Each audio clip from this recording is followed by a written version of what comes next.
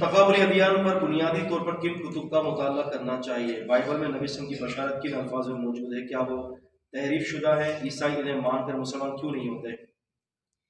तकाबुल अदियान पर बुनियादी तौर पर किन कुतुब का मुताला करना चाहिए, वो तो मैंने आपको तकरीर के दौरान ही 3 किताबों का हवाला दिया था, जिसमें सर फहरिस्त जो है शेखुल इस्लाम की किताब है रहमतुल्लाह अलैह अल जवाब सहीह।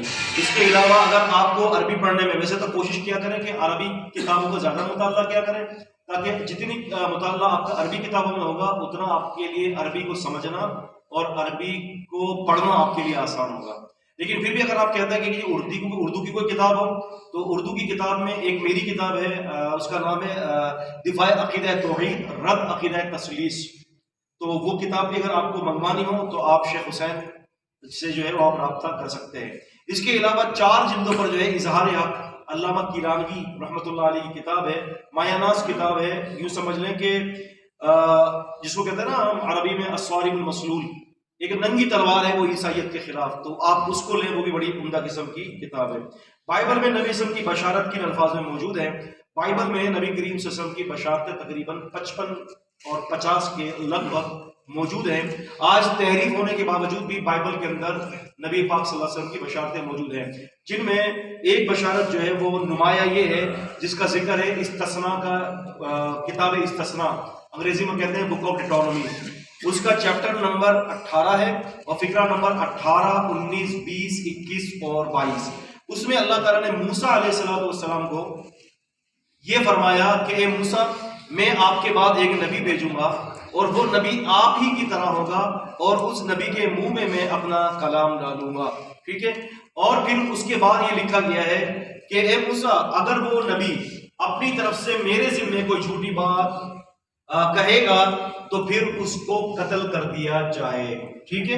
अब ये तौरात के अंदर है, यानी पुराने अहदनामे के अंदर ये बात लिखी हुई है।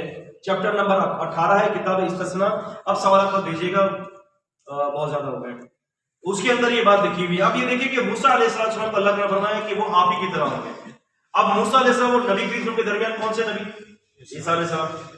अब ईसा अलैहिस्सलाम मूसा अलैहिस्सलाम की तरह नहीं है। क्यों? कि मूसा अलैहिस्सलाम माँ बाप के जरिए पैदा हुए, ईसा अलैहिस्सलाम माँ बाप के जरिए पैदा नहीं हुए, एक फर्क। दूसरा ये कि मूसा अलैहिस्सलाम ने अल्लाह ताला की शरीयत को नाफिज किया।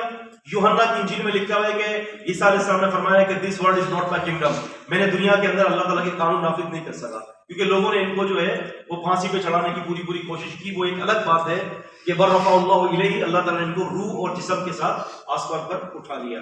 ये हमारा अकीदा है, ईसाइयों का ये नहीं है।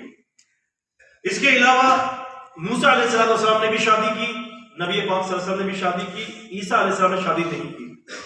मूसा अलैहिस्सलाम के औलाद भी थी, इनकी भी नबी करीम सल्लल्लाहु अलैहि वसल्लम की भी औलाद है, और मूसा अलैहिस्सलाम ने हिजरत की थी, नबी पाक सल्लल्लाहु अलैहि वसल्लम ने भी हिजरत की थी।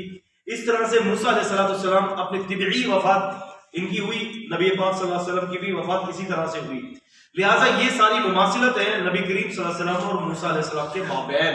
फिर फरमाया कि उस नबी की ये निशानी है कि वो नबी अगर अपनी तरफ से जो है वो कोई बात कहे, वो नबी अगर अपनी तरफ से जो है वो कोई बात करे तो उसको कत्ल कर दिया जाए। वो नबी अगर अपनी तरफ से कोई बात करेगा हमारे जिम्मे तो वो कत्ल कर दिया जाए।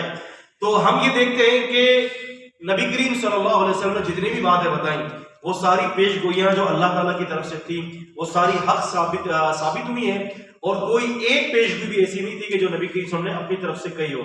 लिहाजा बाइबल का ये बयान नबी करीम सल्लल्लाहु अलैहि वसल्लम की नबूवत पर खुली दलील है। अच्छा, अब हुआ क्या? सितम ये हुआ कि ईसाइयों ने जब ये देखा कि ये पेशगोई नबी करीम सल्लल्लाहु अलैहि वसल्लम पर सादिर आती है और मुसलमानों ने बाकायदा इसका जो है वो जिक्र किया है, तो इन्होंने क्या किया कि इस पेशगोई के अंदर तहरीफ कर दी।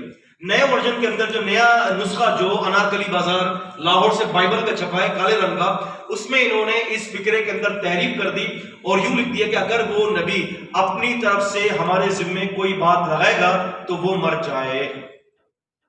क्या कहा? वो मर जाए, तहरीफ कर दी।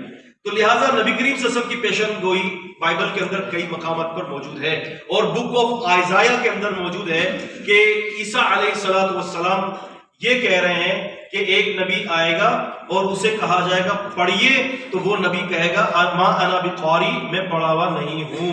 ये 100% पेशन गोई नबी करीम सल्लल्लाहु अलैहि वसल्लम पर सादिर आती है। इसके अलावा भी बहुत सारी पेशन गोइयां हैं, इस पर फिलहाल इक्तिफा है।